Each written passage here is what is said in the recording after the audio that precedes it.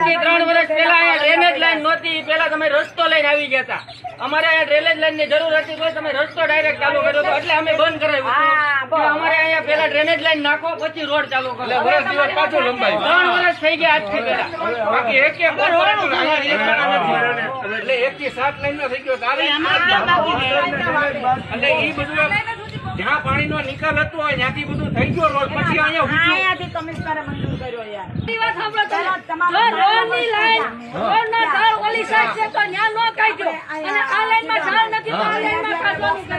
હા, કાંઈ વાંધો નહીં. એનું અમે લેખિતમાં લેશું કે આ ખર્ચો કરવા વાળા જે કોઈ પણ છે કામ કરવા વાળા નાનું પાણી નિકાલ કેમ થઈ જાય છે અમે જોશું. એ બધી વાત સાચી છે, પણ અમારો રોડ થઈ ગયા પછી પાણીનો વિકાસનો